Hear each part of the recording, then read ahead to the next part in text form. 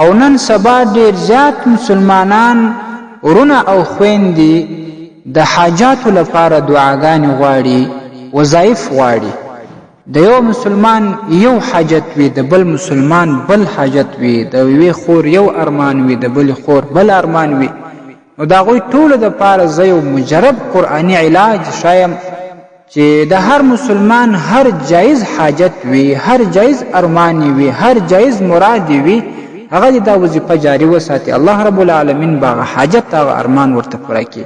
یو مسلمان وایي چې زما واده بند دی، بل مسلمان وایي زما بیخي کوزده نه کېږي، او بل مسلمان وایي چې زه قرضدار یم قرض مې نه ادا کېږي، بل مسلمان به وایي زه په سفر حالت کې یم اسناد مې نه برابرېږي چې دا خپل کور ته ولاړ سم.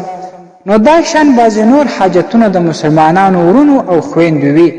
مطلب چې هر حاجت دې په زړه کې وي د الله رب العالمین څخه په اخلاص باندې دعا غواړه، او دا وظیفه زه درته یادوم، دا وظیفه جاری ساته. عقیده دا ساته چې الله رب العالمین به د دې وظیفې په برکت باندې زما دا جایز دا شرعي حاجت راته پوره کړي.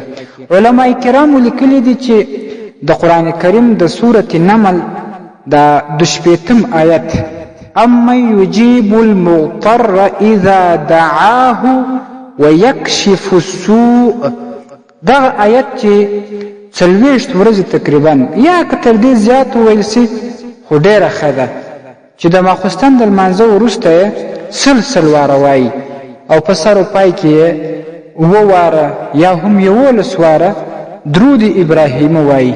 دې په آخر کې د دعا وکړي چې کوم شرعي حاجت یې په زړه کې وي، دغه مطالبه دغه حاجت ته پوره کېدو خواست د الله رب العالمین څه وکړي، نو 100% دا امید شته چې الله رب العالمین به هغه حاجت شرعي او هغه د زړه ارمان ورته پوره کړي.